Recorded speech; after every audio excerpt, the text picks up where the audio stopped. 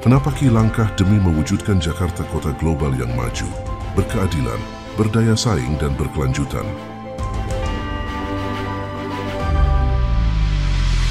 Jakarta Top 20 Global City.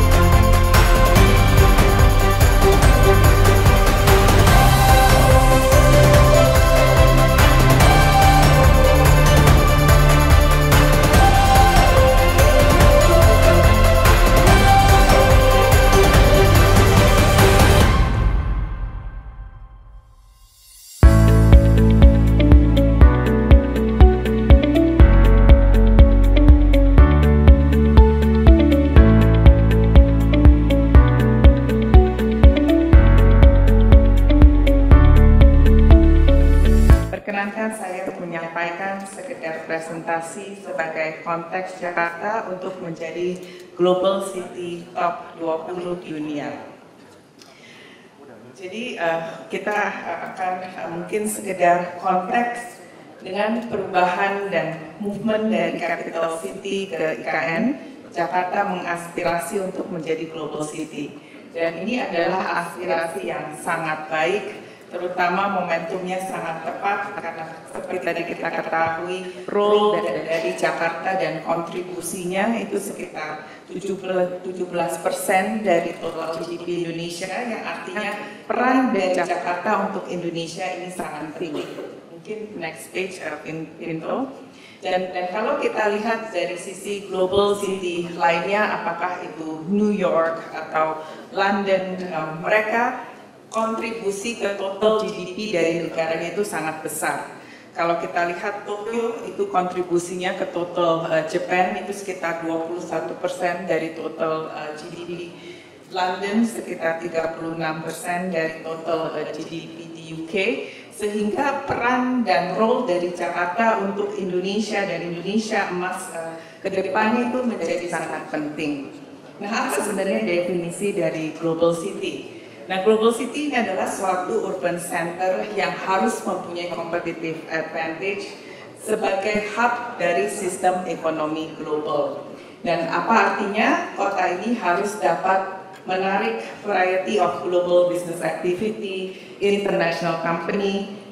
Ini juga harus menjadi kota yang bisa menjadi magnet dari talenta yang terbaik, tidak hanya di Indonesia tapi juga global talent.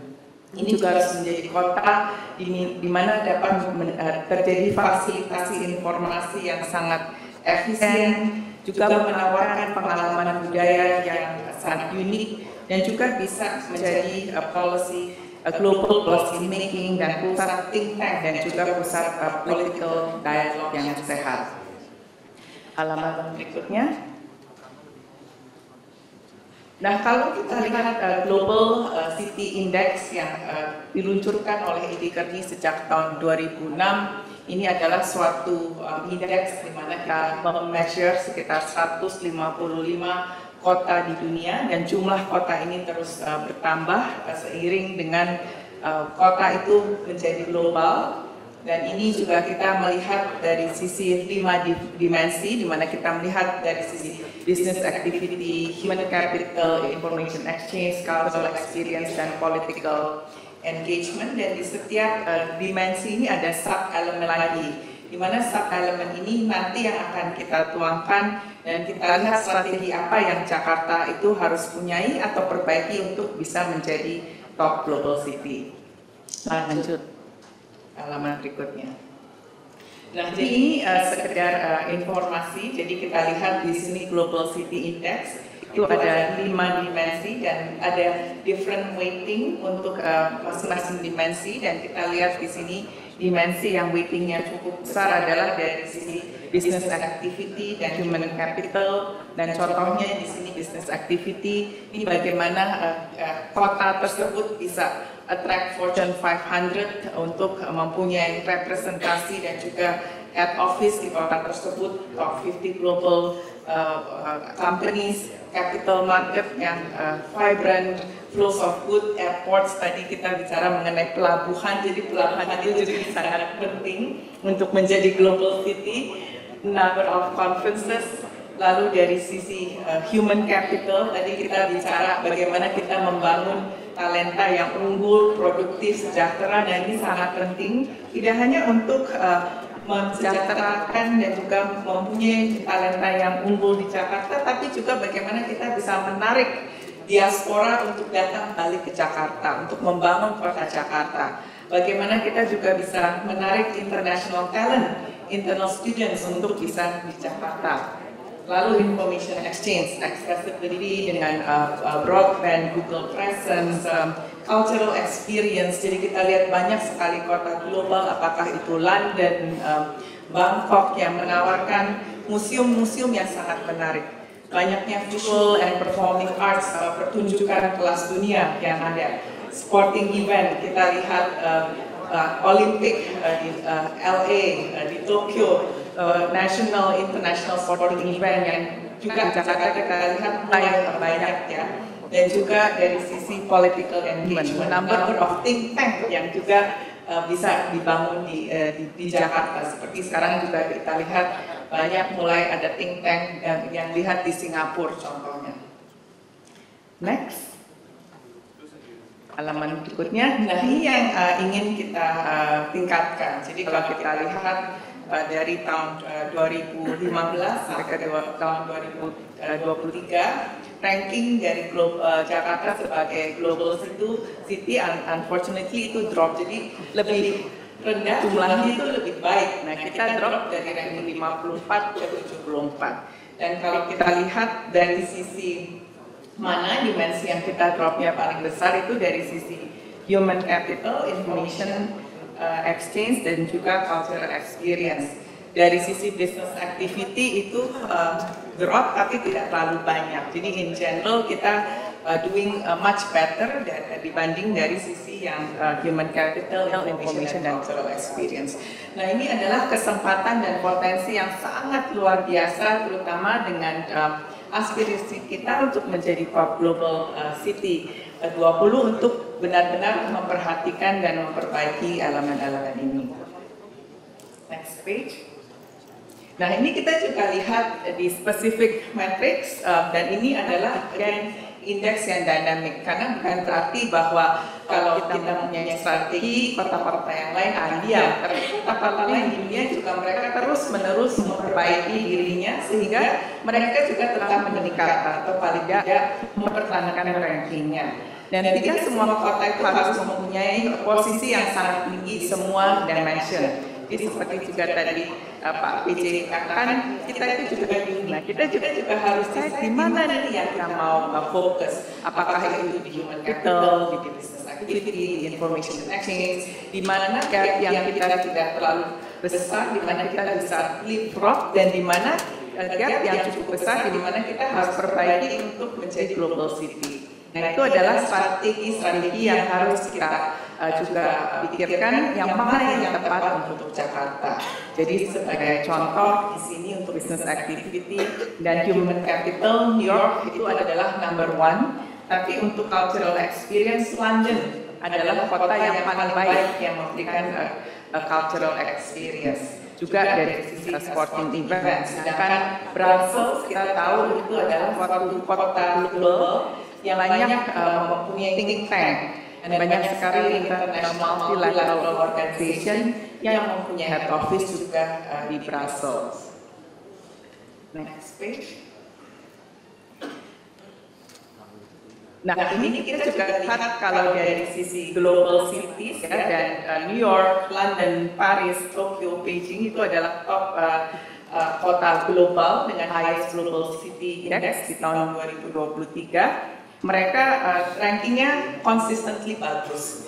Tapi yang cukup menarik yang kita lihat dalam perjalanan kita dari sisi GCI ranking dari tahun 2015 sampai ke 2023, ternyata banyak sekali kota di China yang rankingnya naik secara signifikan. Dan ini kita lihat rankingnya bisa naik dari sisi 35 peringkat, 16 peringkat seperti Hangzhou, Guangzhou, Xi'an, di mana memang pemerintah China di kota-kota tersebut tidak hanya membuat strategi, tapi dari sisi eksekusinya juga sangat konsisten. Apakah itu dari sisi human capital, business activities, dari sisi livability dari city-nya, sehingga peringkatnya juga sangat cepat naiknya dan sangat signifikan. Halaman berikutnya. Jadi ini sebagai contoh ya, misalkan kita lihat Hangzhou, dia peringkatnya secara overall naik sebesar 35 peringkat. Peningkatan paling besar dari sisi dimensi adalah sisi human capital. Dan kita lihat mereka memang sangat luar biasa. Apakah dalam menarik diaspora untuk tinggal di Hangzhou, membangun Hangzhou, ataukah juga dengan menarik overseas student, lalu juga perbaikan dari sisi universitasnya, membuat banyak sekali program science, education, research dan teknologi dengan terutama dengan vocational schools maupun dengan technical schools-nya, sehingga dari dimensi human capital mereka meningkatnya sangat luar biasa. Juga kita lihat contohnya dari Shenzhen, mereka juga meningkat yang cukup tinggi dari sisi human capital maupun business activity. Nah, salah satu cara yang dilakukan dari sisi Shenzhen contohnya dengan banyaknya mereka mendirikan special economic zone untuk menarik international companies untuk membangun office-nya dan juga perusahaan dan factory-nya di Shenzhen. Next page. Nah, kalau kita lalu lihat kembali di Asia, kita rankingnya di mana sih kalau dibandingkan kota-kota lain di Asia? Nah, ini Tokyo kita tahu mereka ranking nomor 4. Dan kalau kita pikir sebenarnya Tokyo itu sebenarnya kayak Jakarta ya. Jadi waktu kita mulai dan nanti Tak will share about this experience itu sudah jadi itu perbaiki Tokyo. Jadi bukan kayak di China yang dimana kotanya itu dibangun dari nol. Nah, ini Tokyo is the other way around, dimana Tokyo mengalami suatu transformation. Nah, ini yang kita banyak pelajari di Jakarta. Dan Tokyo juga ada coastal area yang banyak kita juga pelajari apa yang mereka kerjakan. Tapi yang cukup interesting adalah Bangkok. Nah, Bangkok ini sebenarnya mereka peringkatnya nomor 45. Dan kalau kita lihat dari tahun 2015 sampai 2023, mereka in general is quite stable. Jadi apa yang mereka kerjakan itu ternyata cukup berhasil dan tetap menjaga peringkat mereka sebagai global city. Next page. Nah, apa ini yang bisa kita pelajari dari Bangkok? Di tahun 2013 mereka mengeluarkan 20-year development plan, 5-year plan yang mereka jalankan secara quite consistent. Dan mereka sekarang juga mengeluarkan plan baru. Mereka proyeksi untuk Future City 2030 itu Bangkok itu seperti apa. Dan kalau kita lihat, Bangkok itu juga mulai dibangun di tahun 1970. Tapi kalau kita lihat sekarang, size-nya 6 kali lebih besar dari Kuala Lumpur. Apa yang mereka punya? Mereka punya high quality business infrastructure, mereka punya business activities, banyak sekali conference, international conference yang diadakan di Bangkok. Dari sisi cargo freight-nya mereka itu sangat signifikan. Dari sisi stock exchange, mereka top 3 largest stock exchange dengan market cap by market cap di Southeast Asia. Dan again ini in line dengan rencana mereka yang sudah mereka canangkan di tahun 2013 untuk mempunyai top 3 largest stock exchange in Asia. So again, dan juga dari sisi tourism, mereka mempunyai tourism strategi untuk Bangkok yang kita juga tahu mereka cukup sukses dalam menarik tourism ke city. Nah ini juga salah satu potensi sebenarnya untuk Jakarta, bagaimana kita juga bisa menjadikan Jakarta sebagai tourism hub. Next page. Nah tentunya kita ingin melihat Jakarta dengan uniqueness-nya sendiri, bagaimana Jakarta bisa mempunyai strategi yang kita tailor untuk menjadi top global 20 city in the world, bagaimana Jakarta ke depannya bisa menjadi tetap sebagai business hub dan commercial hub untuk Indonesia yang berfokus untuk dengan teknologi smart city, tapi juga berkelanjutan dan juga mensejahterakan masyarakatnya. Dan tentunya di dalam strategi ini kita ingin address challenges yang ada di Jakarta. Jadi tadi seperti disampaikan oleh Pak PJ, kita ingin memastikan bahwa strategi ini juga akan bisa mengaddress area-area tantangan-tantangan yang kita ada. Apakah itu dari sisi transportasi, dari sisi polusi, dari sisi kesenjangan penduduk, dan juga tentunya kita ingin memastikan bahwa strategi ini bisa membantu Jakarta untuk menjadi global city. Next page. Nah ini secara timeline, jadi ini kita akan melakukan sepanjang 20 minggu dan banyak sekali milestone, tapi tentunya nanti akan banyak FGD dan diskusi dan interview dengan Bapak dan Ibu yang kami hormati. Jadi kita juga meminta partisipasi dari Bapak dan Ibu sekalian karena program ini sangat penting untuk Jakarta dan Indonesia. Next page. Jadi ini dari sisi overall framework yang kita ingin terapkan. Jadi mulai dengan North Star, kita ingin kemana, visi, misi, strateginya seperti apa, dari sisi urban planning itu seperti apa. Yang kedua adalah dari sisi orchestration dan stakeholder engagement. Jadi memang banyak sekali yang harus jadi ini memang memerlukan support tidak hanya dari Jakarta sendiri, tapi juga kementerian yang terkait, pemerintah pusat, dan jadi dari sisi organization, institutional agility, bagaimana kita bisa jauh lebih cepat dan lebih efisien dalam bergerak, bagaimana kita juga bisa memonitor KPI sehingga rencana kita itu bisa berjalan dengan baik, stakeholder engagement, dan juga sisi pilar ketiga adalah dari sisi heart of the house.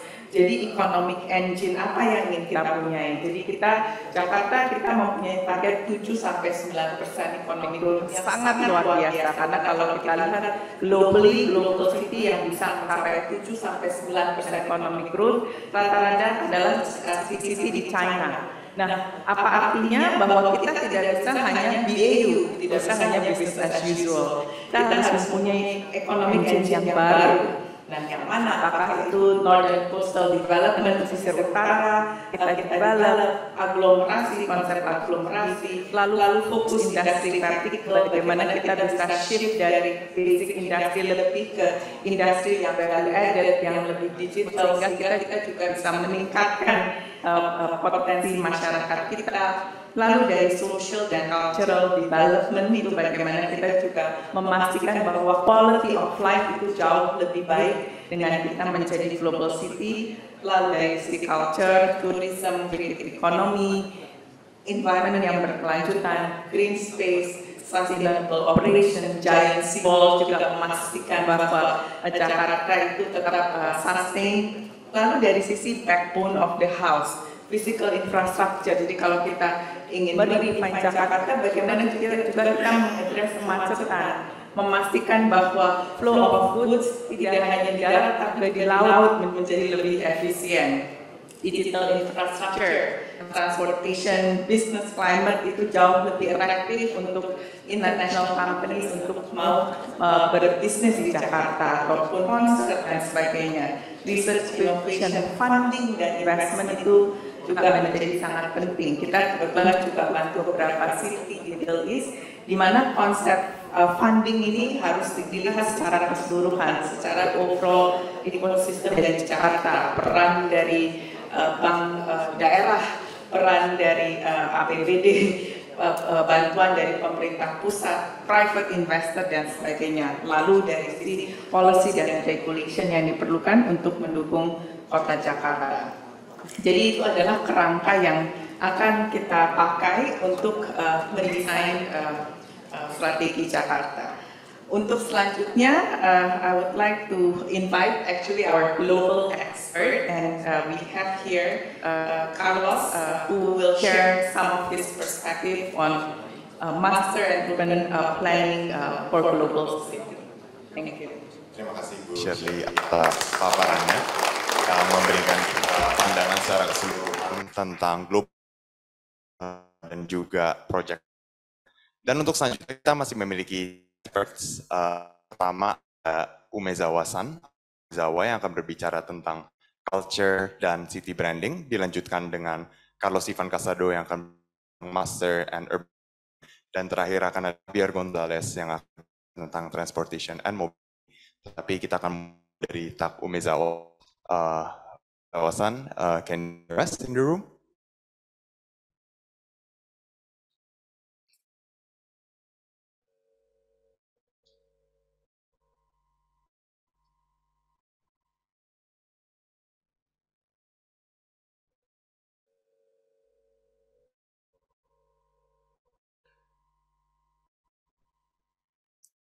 Beri beberapa detik atau menit, kita sedang coba connect untuk Zoom-nya.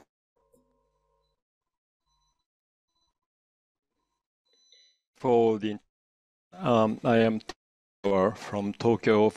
I'm partner and chairman for CAN. I have also sat on several committees, plans, and transport, on urban development, and for Japan agency on tourism. So let me into my first topic, which is urban development. Next, please.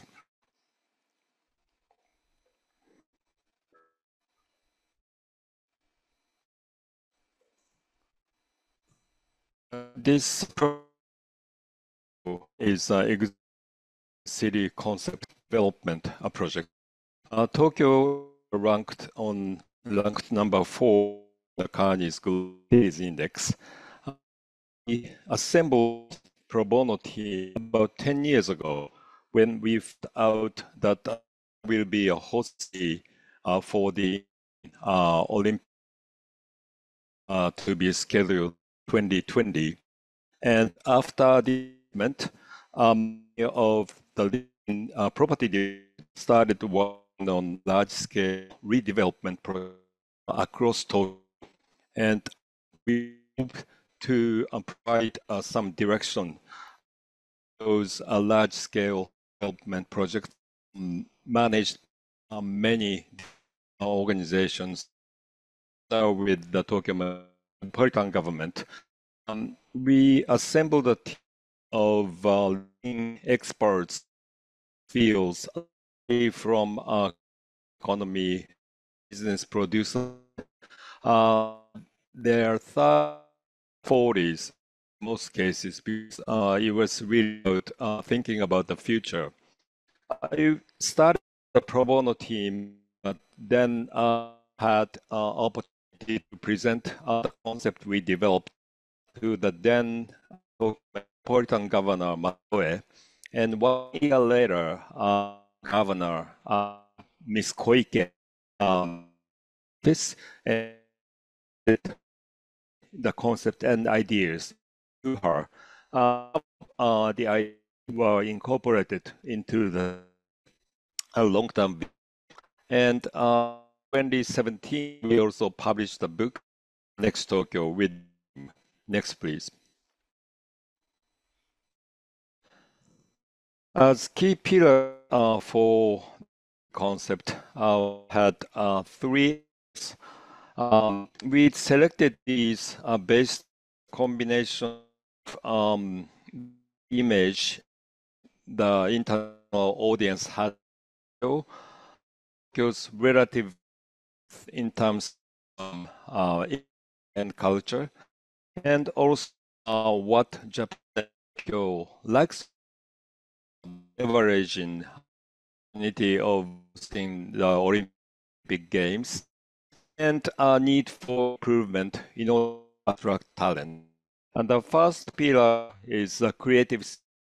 It's really about the portfolio of creative industry clusters this town, Tokyo, had.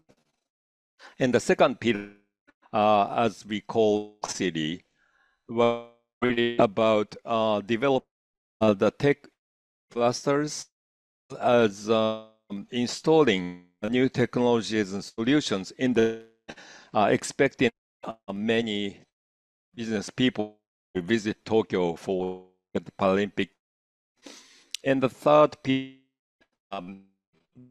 fitness city, which means a healthy lifestyle, the front and green areas.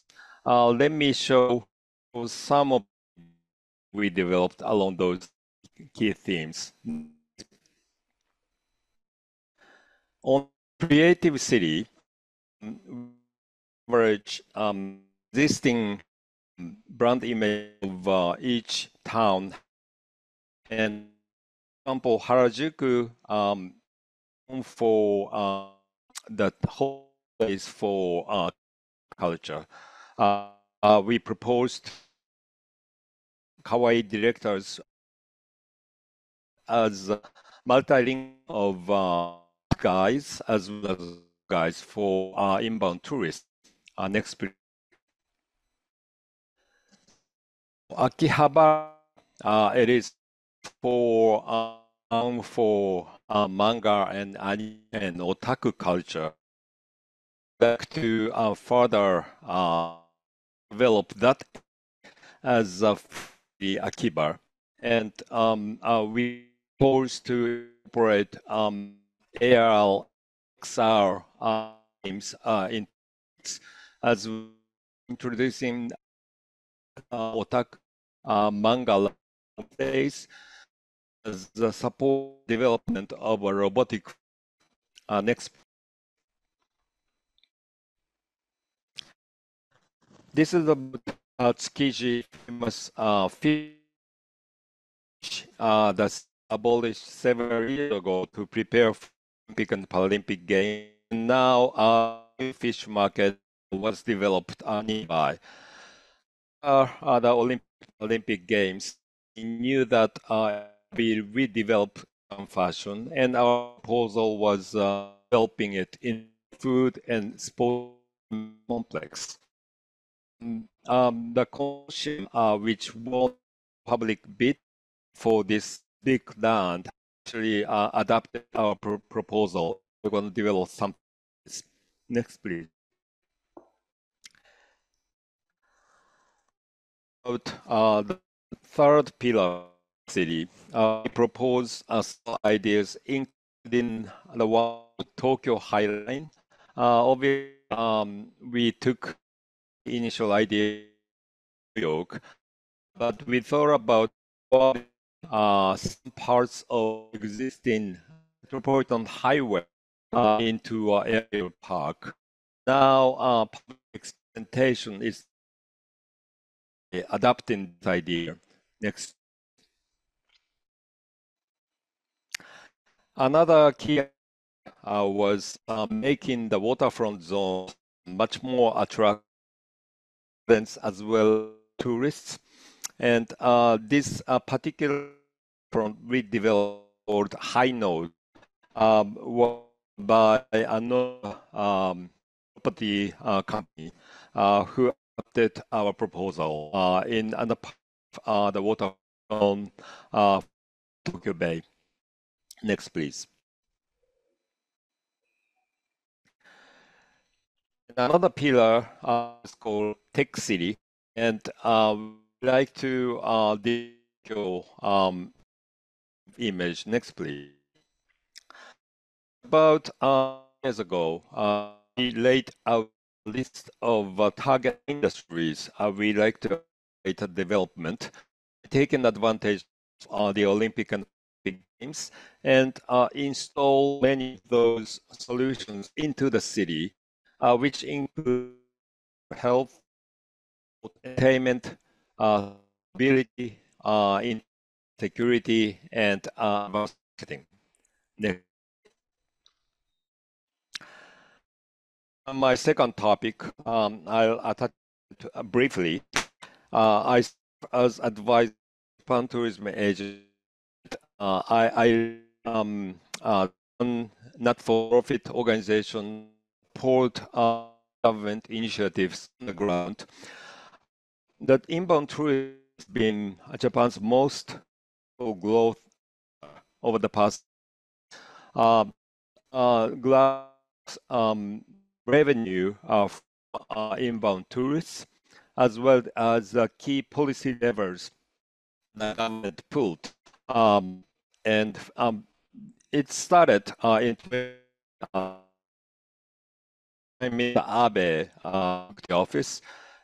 The government worked on quite pro visa policy relax. Years later, the started various content developed across the nation in the rural. 2 years later, when it hit the ground, I made a to the then Prime Minister Suga about starting to develop a tourism market, and I took all of chairperson of government committee strategy, particular in. Later, the government started to sustainable tourism development. Tourism receipts continue to increase until 2019, and the surpassed the 2019. And this year, due to the yen depreciation, we are in a significant increase of tourists and tourists.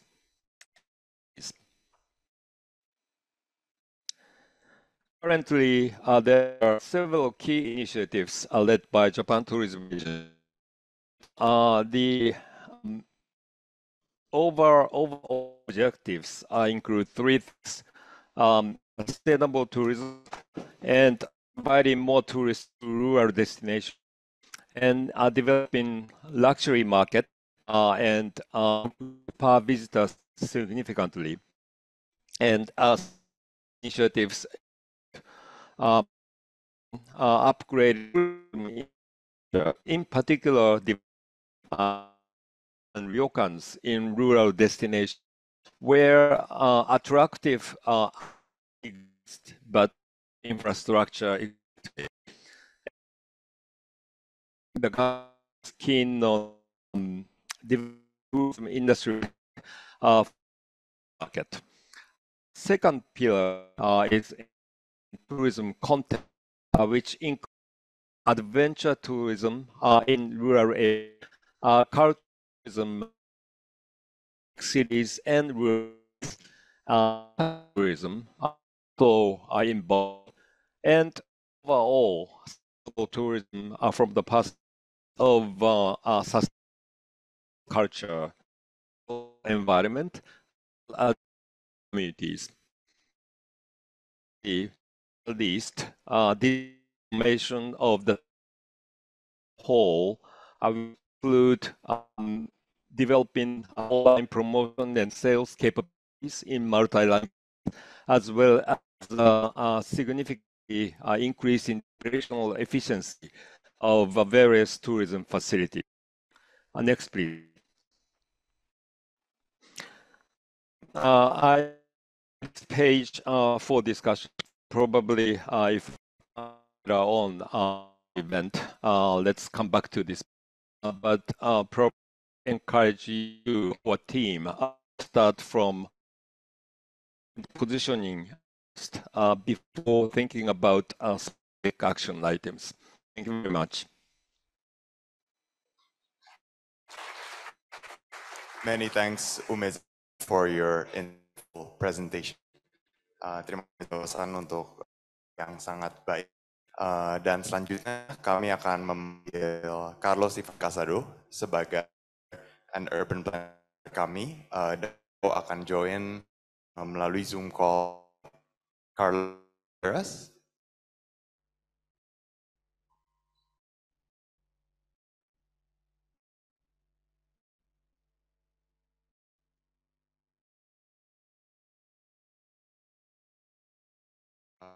See you. Oh, but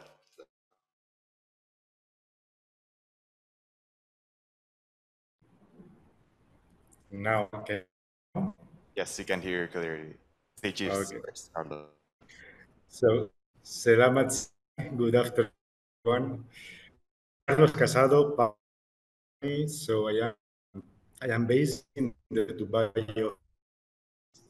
and here in the region, I've supported several urban planning development, both in and as brownfield, similar to the one we have to do now in Jakarta, right? So I'm really happy to be with you, and we'll be able to do this super interesting.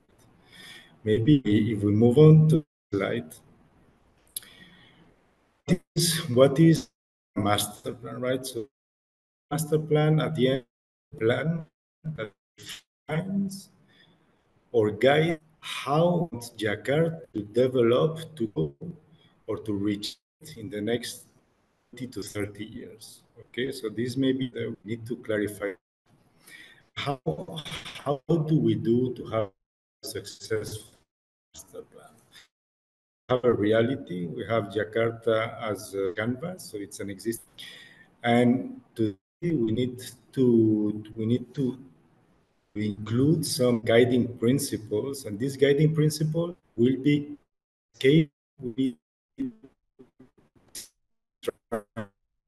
translated from the strategic objectives that we have there earlier, right? So we'll define what is the strategy will be translated into guiding. For example, livable city, we want a smart city, sustainable, we want to have a healthy city. Is the root of this at the end, big master plan for your city for the next 20, 30, 40 years. And we will have a land use for each one of us. We will have a mobility plan. We will make, right? We will government to make sure there is a livability inside the city, open spaces, utilities. So this is for us, what is the end-to-end of a master plan and how we should tackle the for Jakarta. If we can move to the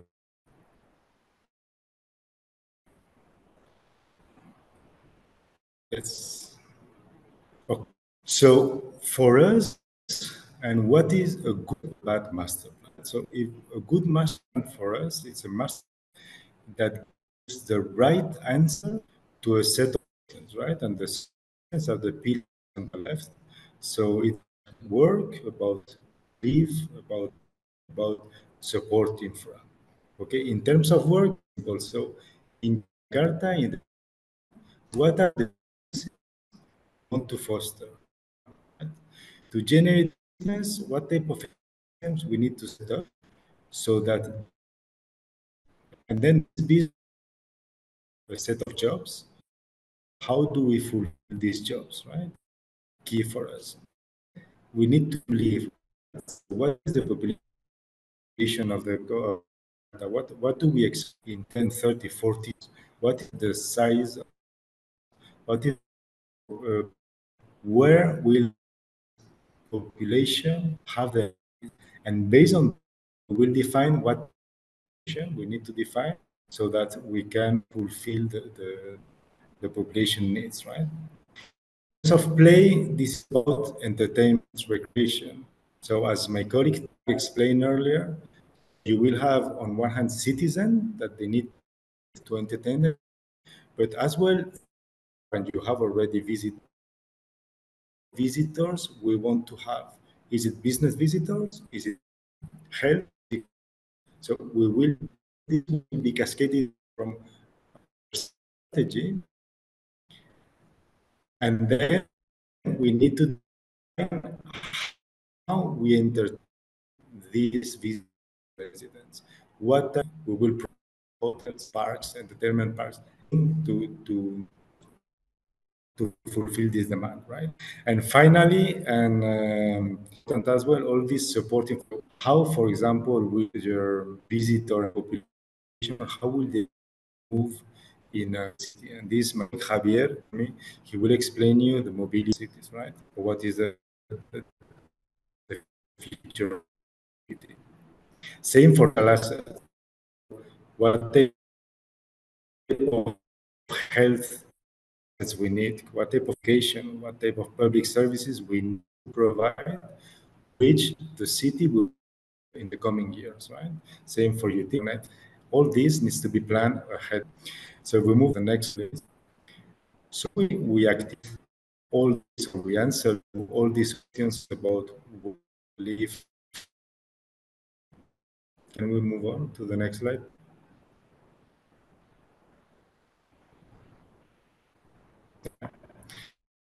Okay, so the outcome is, of course, there will be many 5 implications. These are the main ones. We will cover, let's say, 80% of the master plan. So these land uses of each one of the plots, how will they look like in the next 10, 20 years? Right? Will it be housing plot? Will it be will it be industrial plot? So land use would be some of your city. Is mobility and transport as well. Mobility, so all the big are somehow they are facilitated the move, but they are limited growth in the future. So this is key that you have, but in the next 20 years, otherwise this could be like a bottleneck. Placemaking, we need to have a city to foster construction. It's not about assets, it's about being or place making and planning urban space, landscape spaces, and so this outcome or the typical outcomes that we will master plan would be the guideline for the development of the city in the next years. If we move on to the slide to see what the key success, the first one key is your master plan. Okay, so let's start. I was some slides. So this is an example of what are the principles for 2025. For example, in this case, what they say, okay, we'll be a happy. We want to have sustainable growth. We want to have a nature and heritage. So similar principles we will be defining for Jakarta, and along this guiding principle, the rest of this will be cascaded. Shall we move to the next one? We have an example for Shenzhen. In case of Shenzhen, it's just we put an example of the 5 minutes city. So this is as well, right? So you want a city where the maximum walk 15 minutes.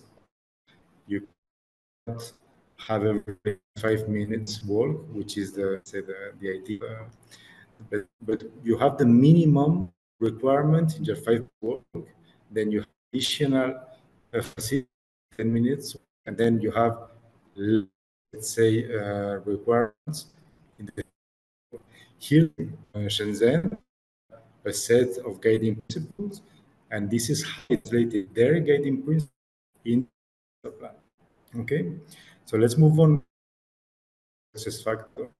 So for us, at the end, as I said at the beginning, so master planning is about translating your objective into a plan to develop a city in the future. Right? So if your master plan is not full with your vision strategy, your master plan will not be able to support to reach your goals. So, and if it's in this case, it will not fail, but it will not help you to get it. So, second point is about community interaction. So, a master plan is not for the governor, is not for the mayor. A master plan is for the community who is living in this city, right? So, you need to have this community participation, this stakeholder engagement, to be sure that you listen at the end of your user. Technology nowadays, no city proper marketing or technology has any future. Sustainability, you need to care of your environment, you need to be responsible for the use of the resources. Last one, which is critical. So as you know, our times are more and more volatile. So your master plan needs to be flexible, needs to be agile. So even in some 20 years or 40, Jakarta will be different. So in 10 years, your master plan will have to be readapted and will have to be reality. So that's why I said earlier, so the land use, the infrastructure, the mobility can be restricted to make sure that whatever we give you open room for future change or adaptation. So, and that's it for me today.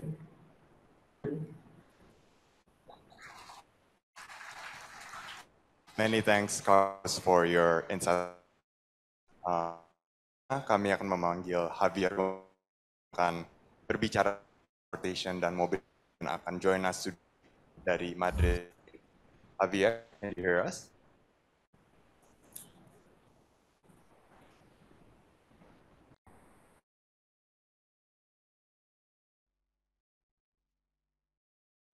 Good afternoon. Can you? Yes, Javier, can hear you and can see you. Good afternoon, everyone. It's today with you. My name is Javier. I'm a partner based in Europe, mostly on both urban and interurban. Next slide. So cover topics. First, I will build on the emerging trends and solutions. Logistics. Second, I will present an overview on a strategy to develop multimodal or integrated transport systems and prioritize. And finally, overview on metrics, the effectiveness of transportation systems and logistics.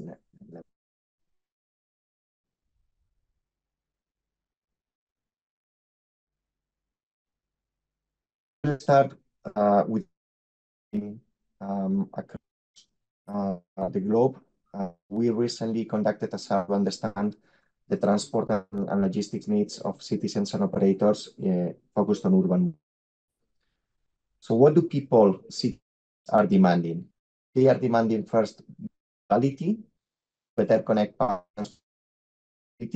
other options. As are also demanding improve the user experience, especially in modal hubs to connect different alternatives. And finally, as we are also demanding more e-commerce delivery, especially local. We also have an important stakeholder in operators. So what do transport operators on people transport and logistics are asking for? Asking for spaces, logistics, and last mile within the city. They are also asking for more capacity in loading and unloading areas, their operations within the city, and more focused on people spaces for sharing, to park scooters, bicycles, and even their operations, etc. And finally, what big data is mobility. We see a influence of all flows of people, goods, including both B2B and B2C. There is also saturation of loading and spaces in cities. And finally, and not surprisingly, there is high growth of e-commerce that will grow even more in the future. Next. Jakarta, with its complex transportation landscape, benefit from integrating emergent solutions on urban mobility. We are talking about, for example, stations that will require investment policies to support the adoption, traffic management systems, like real-time traffic adaptation control system, etc. Urban mobility solutions like multimodal transport system or public transit innovation, real-time tracking, frequency, etc. Also organizing into more logistics and vehicles, in routes, etc. Everything around sharing mobility options by model that will make it require dedicated and parking spaces. Last mile stations like lockers, hubs, or night delivery. And finally, on-demand transport services like buses, leveraging technology to connect supply. Next page, please.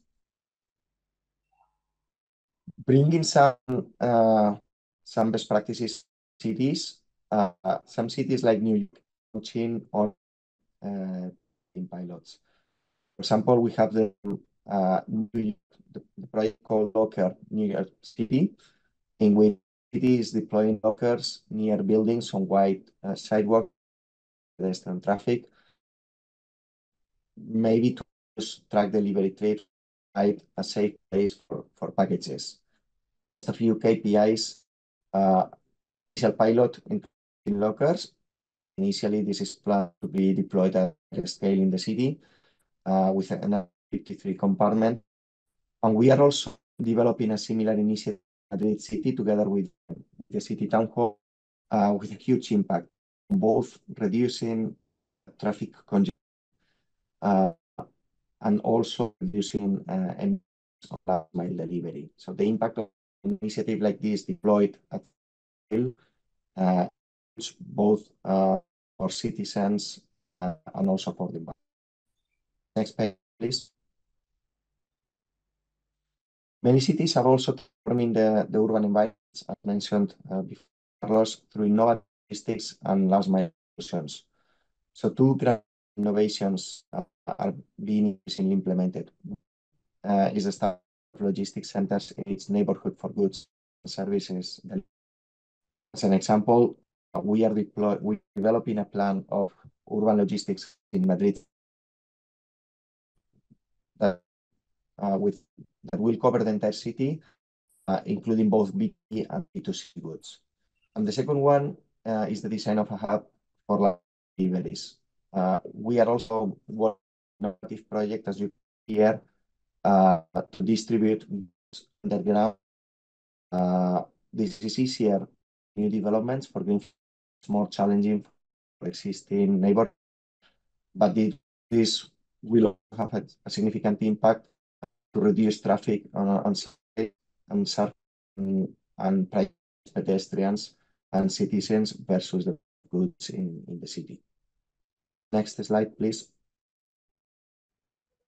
Another project is Collaborative Mobility UK that was published with a detailed guidelines on mobility hubs and implement these solutions. So this project brings together numerous mobility operators and works in partnership with London, the public transport regulator in London, as well as other organizations. So challenges that we see in this is organize all the shared mobility options. There's a lot of regulation in. For example, a couple of days ago, in the news in the Financial Times, we saw how the rise of EV in London is also creating tension.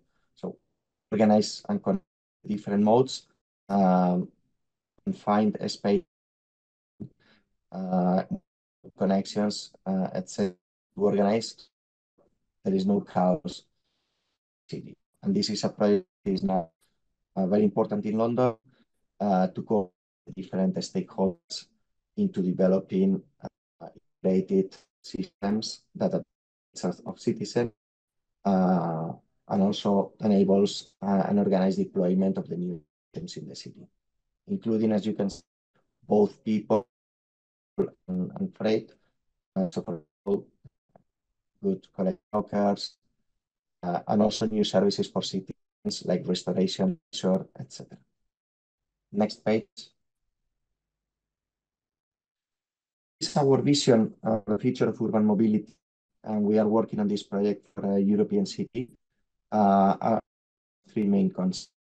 First one, the most free surface space for pedestrians, green area, transport. There's a subsoil for high capacity transport systems like metros or even roads. The second one, very strengthen the public transportation as the bone of city mobility. And finally, also manage vehicle demand advance model, manage new paper models that will also have congestion. Next. As an example, my team has defined a mobility strategy around three main pillars that is proving to be very successful. The first pillar is the city. It's with 4 blocks: electrification, new infrastructures, circular economy and waste management, and infrastructures. The second pillar, mobility, includes public transport as the backbone of the city, integrated transport modes and innovation, limitation of the most polluting vehicles, commitment to bicycle usage, urban goods, and pedestrianization. And the third one includes updating, promoting regulations, historic aid for the transition, energy efficiency, sustainability, and finally studies and monitoring.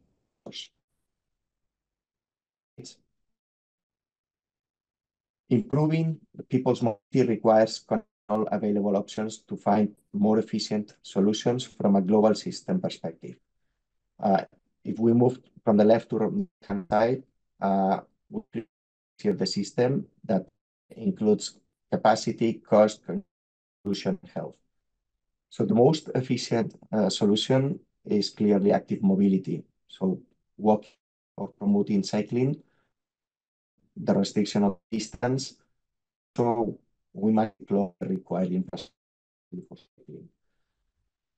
Probably the most efficient from a system perspective is transportation systems, much higher capacity of bus systems and of metro, light rail or tram.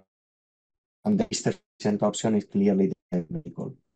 In between, we have two groups that are the ones that have the highest growth the last 15 years. All the shared vehicle and shared mobility solutions, with many different models that include car sharing, ride-hailing, ride-sharing, shared travel, and also micromobility like motorcycles and scooters. We can say these options are more efficient than the private car because the vehicles cost much more. Is parked more than 90% of the time. These shared mobility options from a have a much higher use. Still, especially the ones on the left side, the cars, they have a huge impact on both and they occupy a space in the city. Is also a significant driver how to make a good use of the space that we have available in the city. The mobility has two benefits. They they occupy less space on the road. And the second one, they are more sustainable, usually electric or anyway zero emissions vehicles. Okay. As you can see, the challenge is that 20 years ago, a city like Jakarta or New York, we had 4 main options, mobility options: taxis or public transportation systems. Now, cities see that the shared mobility options are deploying more than 30 alternatives, because in each of these shared mobility, we have a few players. We have to orchestrate and regulate these options to provide a smooth and efficient solution for citizens. Next page. Finally, in terms of metrics, it's key to define a specific metrics to evaluate the effectiveness of transportation logistics and networks. Our traffic flow, the average daily traffic and speed, travel time versus non-peak hours, or congestion level, frequency, transport performance, on-time ridership level, capacity utilization, and important also customer service, accessibility and coverage, including frequency, service coverage, etc., cost and efficiency, passenger mile or vehicle mile, economic impact in terms of contribution, and even increasing the value of property, integration with other modes, like the share of public transport, intermodal coordination, environmental impact, are very important for cities. Or even, I didn't mention before, accident rates, like incident reports or emergency responses. Next page, I think. So this was presentation. Final message on my side: important to provide end-to-end solutions, and including the different solutions that we have now in the city that create and organize and operate and regulate, and including both people and freight from an integrated and multimodal. Thank you. Many thanks, Javier, for your insightful presentation.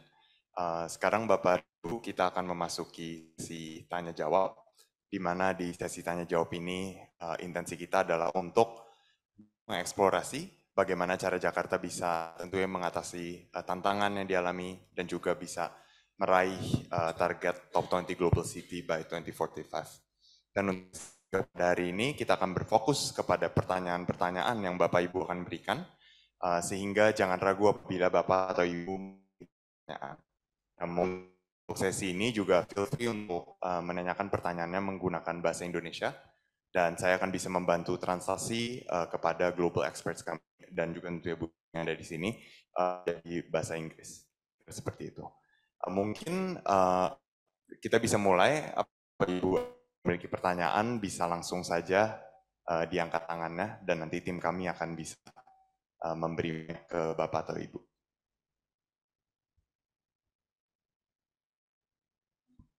Oke, ada. Ya. Mungkin ada satu pertanyaan terkait dengan city identity ya, untuk Jawa San tadi sebetulnya. Jadi mungkin poin utama yang bisa meningkatkan dari istilahnya modifikasi dari identitas city identity yang mungkin akhirnya bisa memberikan branding, yang pada akhirnya branding tersebut mungkin akan meningkatkan beberapa komponen peringkat untuk menuju kota. Mungkin itu pertanyaan dari saya. Terima kasih. Terima kasih, Pak Rama. Okay, let me translate the question. Umezawan, if you are in call, can you hear me? Okay, so the question from Pak Rama is that what are the key components under city branding that are the most important in order for Jakarta to be able to do a top 20 global city status by 2045? Thank you.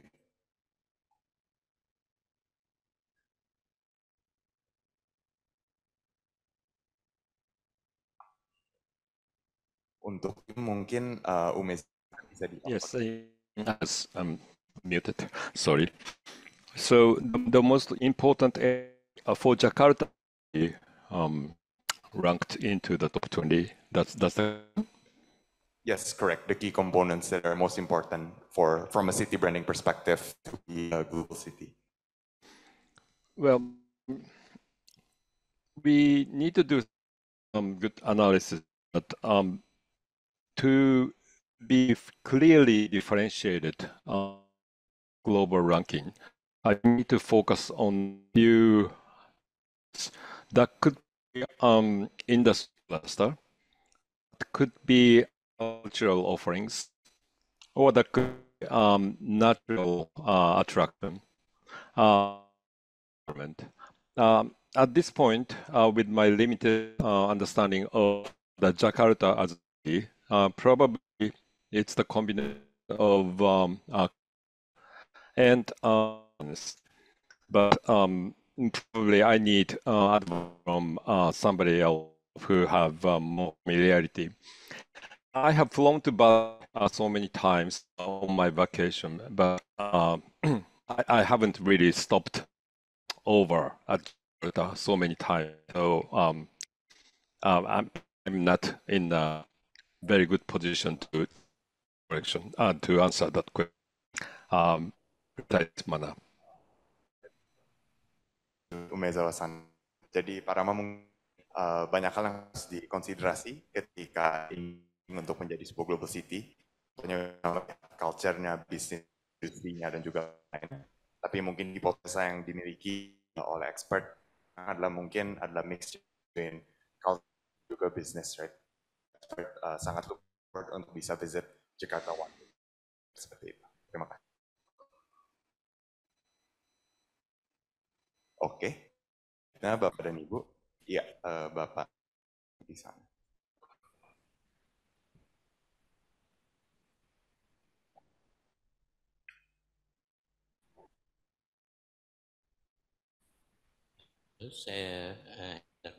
Saya mungkin ingin melanjutkan poin identity sedikit. Menarik juga yang ditawarkan bukan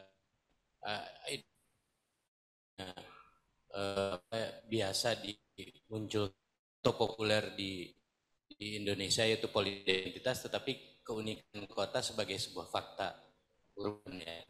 Nah, itu juga bisa dikembangkan ke dalam persoalan membuat Jakarta unik. Nah, dalam konteks itu dari segi kebudayaan kan kota global itu selalu cultural experience, tetapi dalam strategi kedepannya itu kan di kita tuh menawarkan ekonomi kreatif. Nah, lalu ketika kita bicara ekonomi juga kayak sejalan gitu ya, seperti seiring. Kalau ekonomi kreatif ini adalah startup, bisnis, hilirisasi, dan sebagainya. Sehingga sempat disebutkan caranya itu kan ini diberikan infrastrukturnya untuk menjadi lompatan di kota global. Sementara studi-studi yang mungkin perlu tapi menarik jadi kan seperti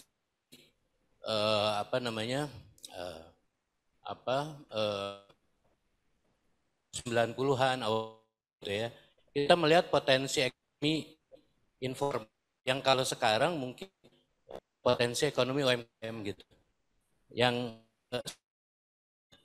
perlu diberi jembatan pemahaman gitu dalam konteks perencanaan global itu apa benar hanya yang unicorn yang cocok dengan Jakarta, atau justru keunikan Jakarta model ekonomi yang membangun keunikannya model-model itu. Karena mereka yang bergerak di ekonomi kreatif banyaknya baru presentasi hasratnya, aspirasi menuju unicorn atau model-model ekonomi yang dengan valuasi itu. Sementara pada praktiknya misalnya saya berkutat dengan industri film gitu, sebenarnya industrinya rumahan. Itu barangkali menjadi keunikan ataukah kelemahan, kan itu yang perlu cuma tadi seperti nggak kurang dibahas ruang. Terima kasih. Jadi memang hanya salah satu nilai unik, tapi masih banyak sih sebenarnya. Jadi kayak cultural itu salah satu yang kita nilai di dalamnya itu elemennya lagi. Jadi contohnya kalau Jakarta itu yang peringkatnya cukup masalah dari sisi kuliner, dan kuliner kebanyakan sektor informal, UMKM juga menjadikan kota juga cukup. Jadi sebenarnya bukan hanya unit perusahaan besar, tapi juga perusahaan UMKM yang kota itu. Misalnya salah satu yang tadi kita lihat di London tuh night time, kalau kita lihat kuliner di Jakarta itu sangat vibrant. Nah ini salah satu yang bisa menjadi attraction point ataupun industri ya di Jakarta yang sangat bisa dikembangkan, juga bisa menjadi attraction untuk menjadi global city. Terima kasih Pak atas pertanyaannya. Selanjutnya mungkin ya.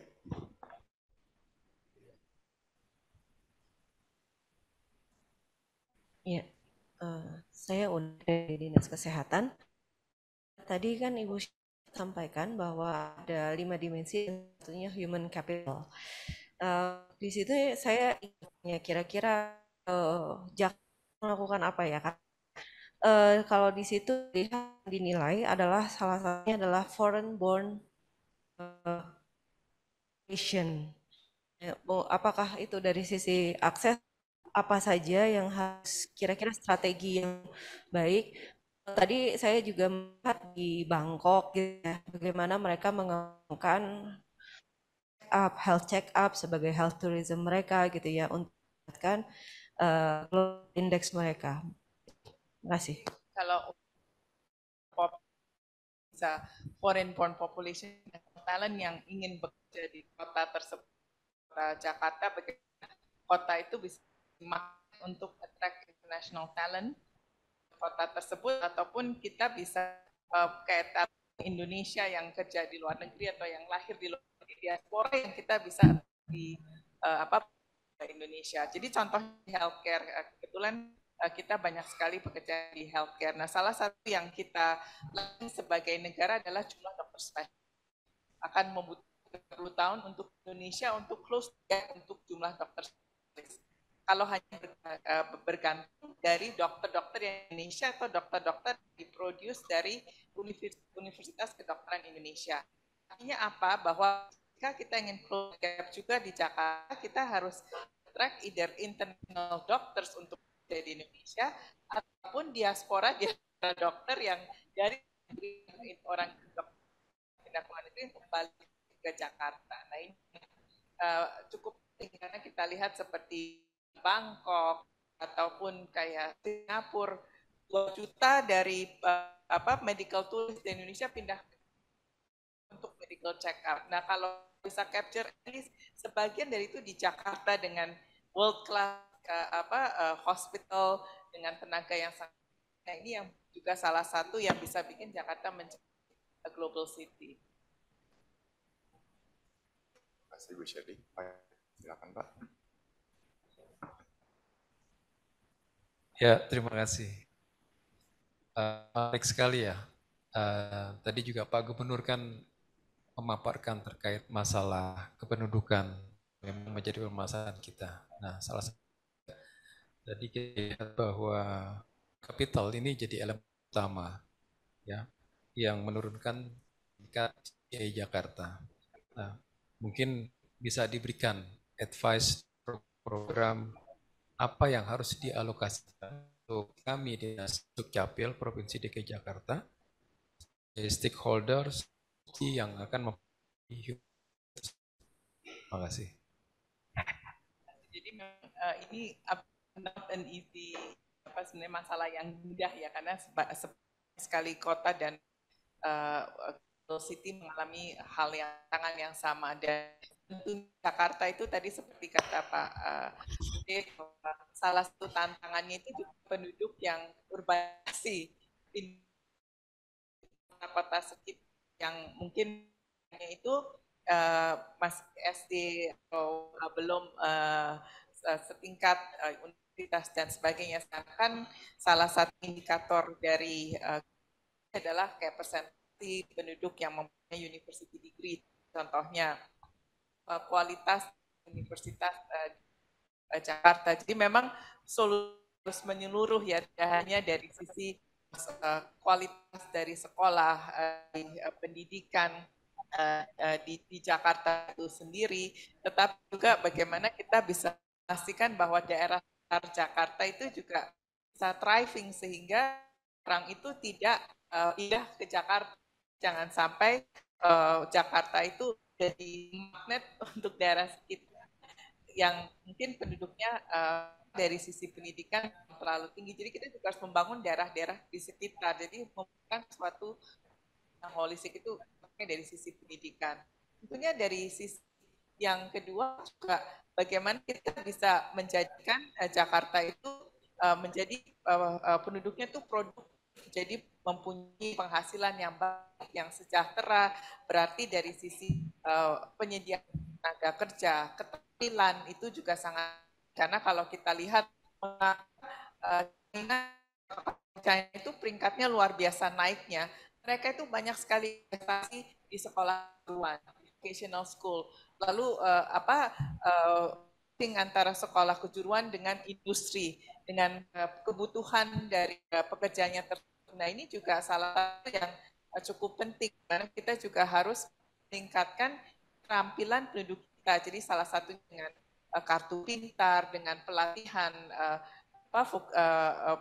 vocational training dan sebagainya itu cukup penting, dan tentunya dari penyediaan lapangan tenaga kerja.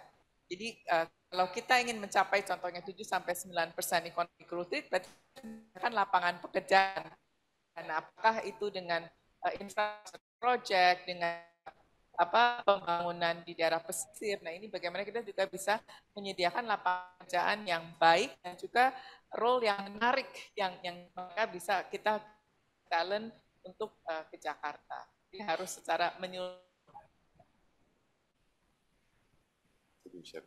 Ya, selanjutnya.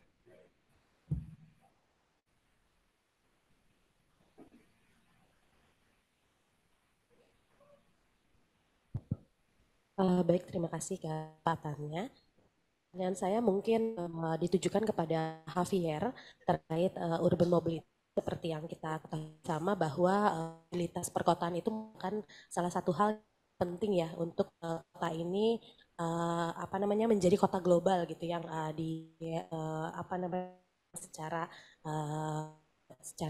global. Nah, pertanyaannya adalah apa inovatif strategis gitu ya yang meningkatkan mobilitas, terutama Jakarta kan permasalahan utamanya adalah kemacetan ya. Apa saja strategi dilakukan oleh kota-kota di dunia yang dapat di Jakarta dengan segala permasalahan. Kadang kan solusi itu agak sulit diterapkan dengan perbedaan khususnya di Jakarta. Itu terima kasih. Javier, Ibu asking from the context of other cities globally, innovative city strategy, combat issues. Have you seen any, in particular, have you seen any really innovative that are really applicable for Jakarta that you can share with us? Yes, it's a lot. Good question. Because Jakarta is already dense, right? So it's like, if you want to enlarge, that's simple to enlarge the road. So, what are some innovative things that in city done, city already, because it's not simple like that you've seen to address congestion. Indeed. So first of all, we are in favor of facilitating and promoting more efficient transportation systems rather than restricting. So the easiest way to manage is restricting or even banning through congestion charges or even restricted areas, etc. Going the other way around on innovative solutions, the most efficient way to manage or reduce congestion is strengthening the system. And what we see is, the most innovative is what they are doing is connecting the different modes. Because new solutions, they are not competing with private car or public transport. What we have to do is that they're complementary. So some of these solutions could be the first or last mile of the transport system, including even the private vehicles, private car. So, for example, and in order to connect, you have to deploy these multimodal, so you can get to the metro or to a bus station and park your auto, your car. So deploying parking space connected to large transportation hubs. Another thing that some cities are is even to promote the public system beyond in the system. So most of the investments are focused on the public transportation system or mobility hub to connect with the other options. Even providing free public transportation in certain moments, like certain days during the year, like when children are going back to the school. So there is a city this week in most of Europe, children were back to school. So one of the days of free public transportation, people take the public transportation instead of. And finally, introducing pricing models, so called managed lanes within the existing infrastructures. You introduce congestion or pricing systems that advance in technology. So with a dynamic pricing depending on the even the day of the week, etc. And even leveraging technology, because you introduce, you can make it even social. So introduce subsidies for people with lower resources, whatever. These are some of these solutions to manage proactively the congestion in cities. That is increasing in most of the cities because we have more solutions that are more affordable, and will increase it in the future because we have more population in cities. Thanks, Javier. Ya, jadi mungkin Ibu untuk transaksinya untuk mengatasi kemacetan di kota yang cukup dan seperti Jakarta ada 3 poin gitu ya. Satu tentunya untuk strengthen the public transportation system. Ini adalah bagaimana kita mengkoneksikan satu tempat ke tempat lainnya dengan cara yang baik. Kedua mungkin dari point of view promotion untuk promote the public transportation itself, make that people know that it's available, that it's easy to use dan lain-lain. Dan juga seperti contoh tadi Javier juga sempat mention apabila bisa parkir mungkin di dekat stasiunnya dan itu bisa menjadi sebuah poin integrasi yang lebih baik, kira-kira seperti itu.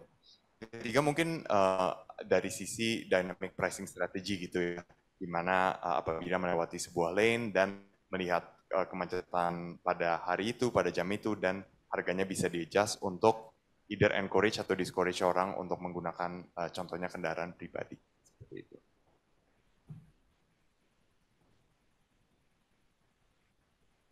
Oh iya, silakan.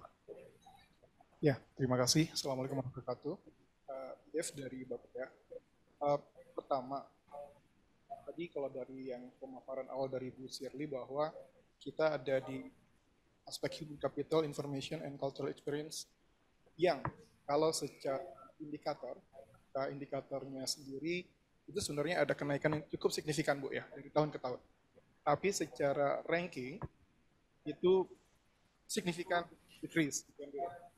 Nah, jadi sebenarnya itu bisa menjadi satu cerminan bahwa sebenarnya kota global lain itu mereka tidak diam saja, tapi mereka multiple efforts untuk menyebabkan mereka ada loncatan. Ya, seperti ada beberapa kota di China yang Ibu sampaikan.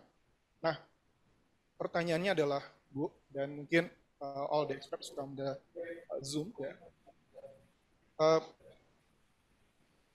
bagaimana kita mengukur seberapa besar effort yang kita lakukan ini, bahwa ini memang sudah cukup untuk memastikan bahwa kita bisa melampaui effort-effort lain yang telah dilakukan oleh kota besar lain, Ibu.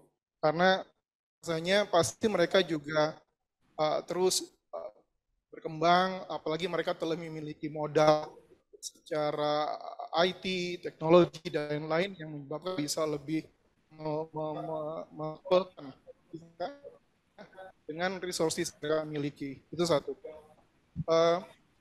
Yang kedua, ada beberapa hal yang tadi disampaikan oleh para expert adalah baik dari sisi transport, baik master plan, itu adalah beberapa hal yang memang secara kewenangan ada di dalam lingkup kita. Walaupun ada juga yang di luar lingkup kita, tadi ada beberapa disampaikan. Khususnya ini, Bu, bagaimana kita untuk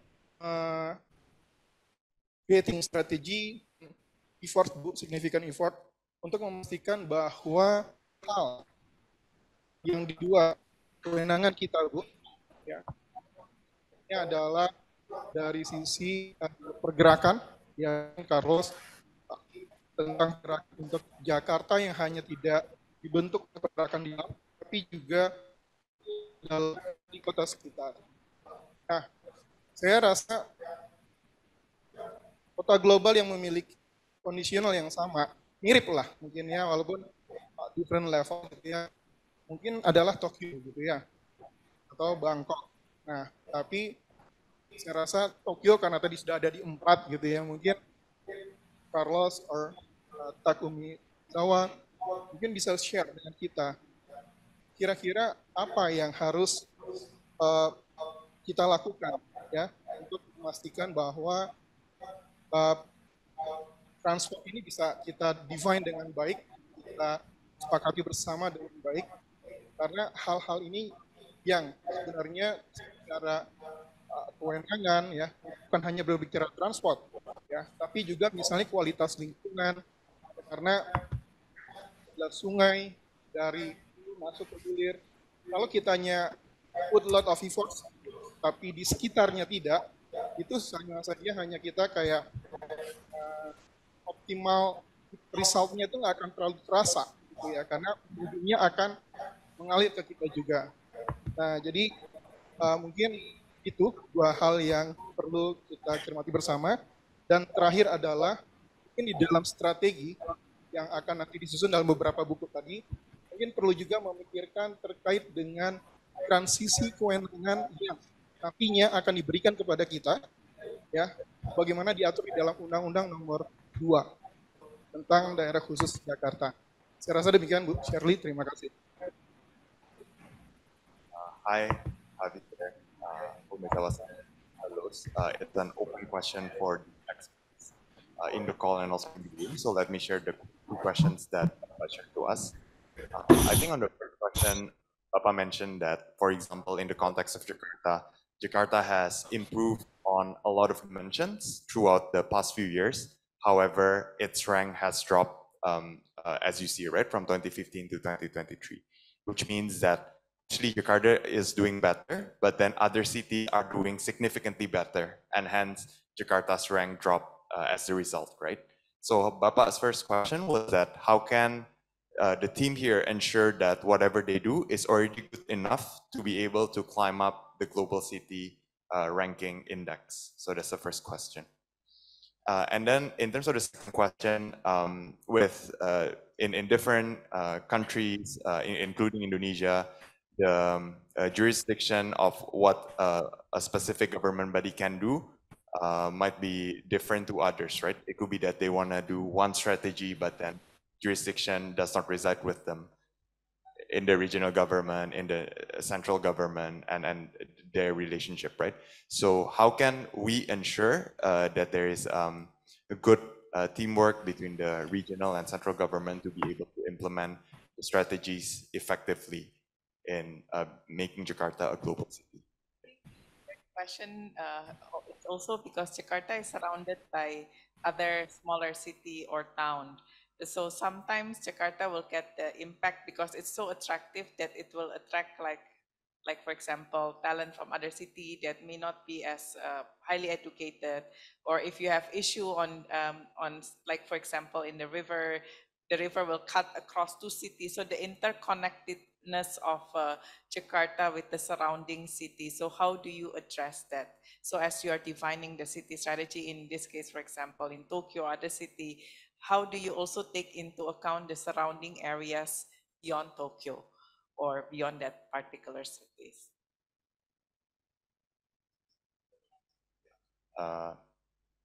Yes, so Javier, Umezawa-san, any one of you want to take the first question? Or any of the questions, really?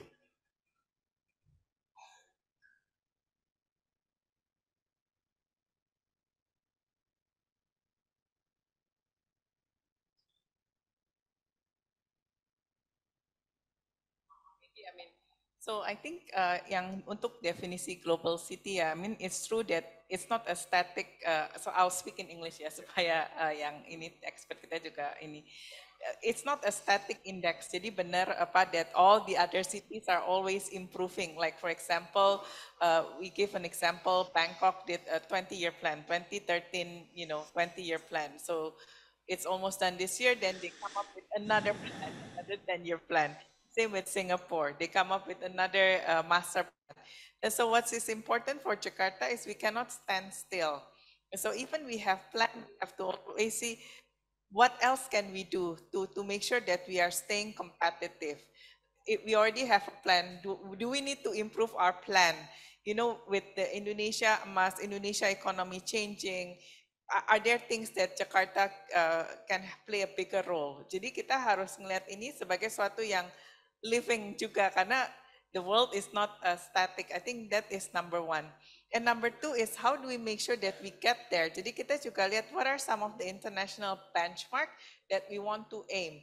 Jadi if we say, let's say number of concerts, so how many, is one enough, or do we need to really have the top international concert of like the top musician to come here? Like last time when Coldplay play in Jakarta, it's only one day. In Singapore, they play for a week, for example. So how can we make sure that they are willing to play for a week in Indonesia? I mean, in Jakarta, what else do we need to do? Licensing, security, traffic flow, whatever, right? So I think these are the things that we need to continuously improve. Itu jadi it's number one. And number two, I think on the surrounding city, and I will ask Tak or Javier to also add, is that it's important to think of Jakarta not just as a single city, but also with its surrounding. Jadi, so how can we make sure when we have already the strategy of Jakarta, we make sure that we don't have any negative externality with the surrounding areas. Jadi bagaimana kita memastikan that you don't have flow of people that are lesser productive to Jakarta. So that means you also need to advocate the other areas to also mereka bisa maju. Same thing, on the healthcare or education system. But maybe Umezawa-san or Javier, if you have any additional input, I think that would be great. Sure. Talking about Tokyo's case, on some dimensions, actually, Tokyo successfully collaborate with surrounding prefectures. One example is startup ecosystem development, and the national government awarded several regions for officially declared startup zone. And in that case, actually, Tokyo encouraged several cities and prefectures to align with Tokyo and form larger, Greater Tokyo Consortium. And that kind of effort is needed, at least for certain aspects of urban development. And I encourage Jakarta to think about it too. Yeah, Pak. Jadi, Javier, please go on. I can complement, as mentioned by Shirley, this is a moving environment. We see that first, cities are competing for talent, and other cities are also moving and implementing different actions and plans. So there must be a constant flow of initiatives and actions in place, but the cities are also growing, increasing population, and citizens are also increasingly demanding new services, more mobility options. So again, this is a constantly moving environment. Technology is also evolving quickly. So the first thing that the cities should do is to have monitoring continuously this environment and launching and implementing new actions on an ongoing basis. And the second thing is also communication. Communicating what the city is doing, first of all, to the citizens, but also communicating to other stakeholders, communicating in different forums or participating in international forums, etc. Because the perception is also very important. Okay? There are some things that the city could, that are actionable by the city, and there is also the influence of the environment, as mentioned by my colleagues.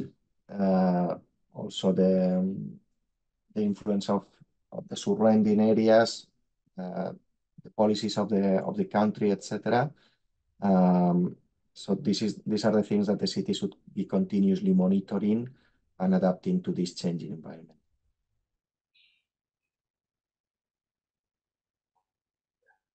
Thanks Javier and Umezawa-san.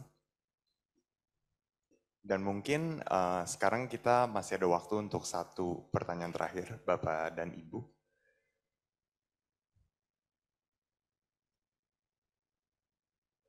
Apakah ada pertanyaan terakhir? Oke, kalau tidak ada, mungkin kita bisa conclude acaranya. Saya akan pas kembali. I think just big thank you to Javier, Tak, and also Carlos for your presence and sharing your experience. Very insightful and very helpful for all of us here. So thank you, and we'll definitely engage all of you to help provide your expertise as well for this important project. But thank you again. Thank you.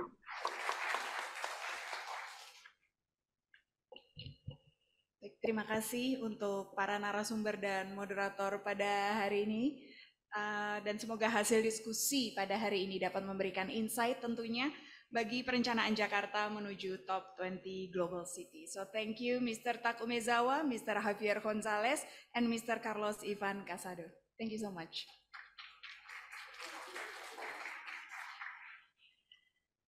Baik hadirin yang kami hormati, sebagai bentuk rasa syukur atas terselenggaranya acara pada hari ini, mari kita bersama-sama menundukkan kepala dan memanjatkan doa yang akan dipandu oleh Bapak Nur Rohman. Kepada Bapak Nur Rohman, dipersilahkan.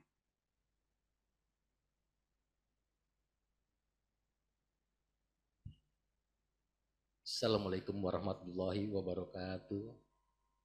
Salam sejahtera untuk kita semua.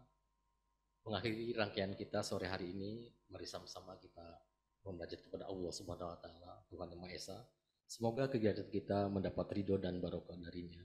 Dan insya Allah doa akan saya pandu dengan cara Islam. Mari kita mulai. Astagfirullahaladzim, astagfirullahaladzim, astagfirullahaladzim. A'udzubillahi minasyaitonirrajim. Bismillahirrahmanirrahim. Allahumma sholli ala sayyidina Muhammad wa ala ali sayyidina Muhammad. Alhamdulillahirabbil alamin, hamdan syakirin, hamdan naimin, hamdan yu'afi ni'amahu wa yukafi majidan. Ya Rabbana lakal hamdu kama yanbaghi li zalali wajhikal karim wal azimi sultan. Allahumma inna nas'aluka salamatan fid din wa afiyatan fil jasadi wa ziyadatan fil ilmi wa barakatan fil rizqi wa taubatan qoblal maut wa rahmatan indal maut wa maghfiratan ba'dal maut. Allahumma hawwin alaina fi sakaratil maut wa najata minan nar wal afwanal hisab. Allahumma ya Allah, dengan kebesaran-Mu dan keagungan-Mu ya Allah, di sore hari ini masih Kau beri kesehatan kepada kami, sehingga kami dapat mensyukuri segala nikmat dari-Mu ya Allah. Ya Allah ya Rahman ya Rahim, hari ini kami semua berkumpul untuk bersyukur dan mempererat tali silaturahmi dan kami ya Allah. Jadikanlah kegiatan kick off perencanaan Jakarta menuju kota global ini sebagai momentum untuk meningkatkan semangat dan kebersamaan, saling membina dan membangun kerjasama di antara kami, sehingga dengan kebersamaan itu kami dapat meningkatkan kinerja kami semua. Ya Allah, dengan kebesaran itu pula, kami semakin siap untuk mengemban tugas dan tantangan yang makin besar. Jadikanlah setiap umur yang Kau berikan kepada kami adalah umur yang berkah. Jadikanlah setiap usaha kami adalah usaha yang berkah bagi kami dan warga kami semua. Ya Allah, kami siap menjalankan tauladan. Jadikanlah setiap kebijakan kami menjadi tauladan, ya Allah.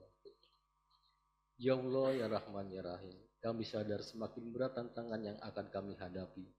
Oleh karena itu, berilah kami kemudahan, kekuatan, dan keselamatan untuk kami semua agar kami mampu menghadapinya. Ya Allah, ya Rahman, ya Rahim, apapun usaha dan perencanaan yang kami buat tidak akan terwujud tanpa campur tangan-Mu. Oleh karena itu, kami mohon bimbingan dan ridho dari-Mu, ya Allah.